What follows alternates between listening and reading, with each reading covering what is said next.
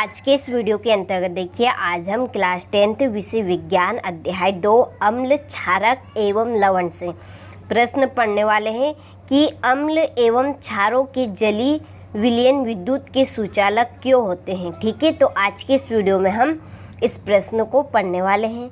चलिए प्रश्न को हम दोबारा पढ़ते हैं ताकि इसका आंसर आप आसानी से लिख सकें। ठीक है, प्रश्न में से ही आप समझ जाएंगे इसका आंसर। तो अम्ल एवं क्षारों के जलीय विलयन विद्युत के सुचालक होते हैं। ठीक है, क्यों होते हैं देखिए ध्यान से सुनेगा। अभी हमने कॉन्सेप्ट में देखा कि अम्ल के पास क्या है, धनायन है, और क्षार के पास क्या है, ऋणायन है। ठीक है, तो अम्ल और क्षार इस जलीय विलयन में टूटकर दो धनायन देंगे। ठीक है, कौन कौन से धनायन देंगे, एक तो धनायन देगा और एक देगा ऋणायन। ठीक है, तो इन्हीं आयनों के कारण अम्ल और क्षार विद्युत के सुचालक होते हैं। ठीक है, देखिए जब धनायन और ऋणायन मिलेंगे तभी करंट आएगा।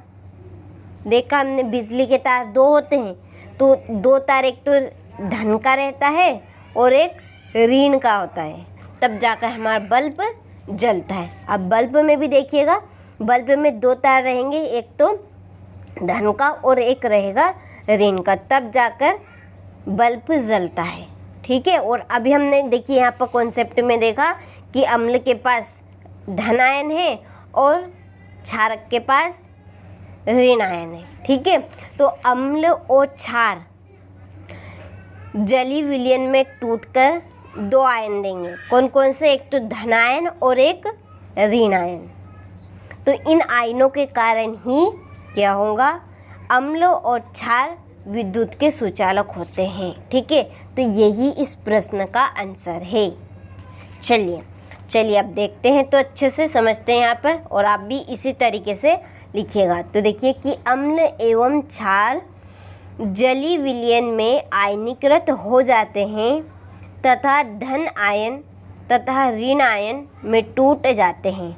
आयनीकृत मीन्स होता है टूटना। ठीक है, इन्हीं आयनों की उपस्थिति के कारण अम्ल एवं क्षारों के जलीय विलयन विद्युत के सुचालक होते हैं।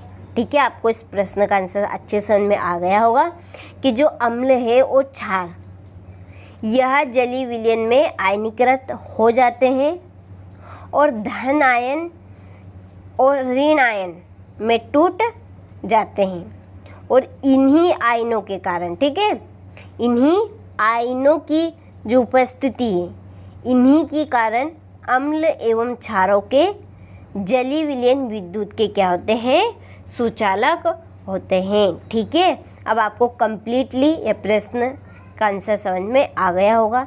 ठीक है, आप अच्छे से यहाँ से स्क्रीनशॉट ले इस प्रश्न का और इस प्रश्न को अपनी नोटबुक में नोट करें। ठीक है, और नोट करने लायक बात भी यहाँ पर कि जो विभिन्न अम्लों के रासायनिक गुण समान होते हैं, क्योंकि ठीक है ये बात आप नोट कर लेना, ये विलयन में H धनायन उत्पन्न करते हैं। जो मैंने आपको कॉन्सेप्ट बताया था यही कॉन्सेप्ट है। ठीक है, ये कि अम्ल है जो वह उनके जो रासायनिक गुण हैं वह समान होंगे, क्योंकि ये विलयन में H धनायन उत्पन्न करते हैं, और विभिन्न क्षारकों के रासायनिक गुण भी समान होते हैं, क्योंकि ये विलयन में OH ऋण आयन उत्पन्न करते हैं। तो आप ये दोनों बातें ज़रूर याद रखिएगा, क्योंकि इन दोनों बातों से आपका ठीक है 8 से 10 क्वेश्चन कंप्लीट होंगे। इस कॉन्सेप्ट को आप ध्यान रखिएगा इसको। ठीक है, ये ताकि आप 8 से 10 क्वेश्चन आने वाले जो क्वेश्चन हैं उनको आप अच्छे से कंप्लीट कर सके। ठीक है, तो आपने इस प्रश्न का अच्छे से स्क्रीनशॉट ले लिया होगा, तो कंप्लीट ज़रूर करिएगा। चलिए, तो मिलते हैं आपसे इसी तरह के अन्य प्रश्न के साथ। जब तक आप इस प्रश्न को अपनी नोटबुक में अच्छे से नोट करें और कंप्लीट करें। ठीक है।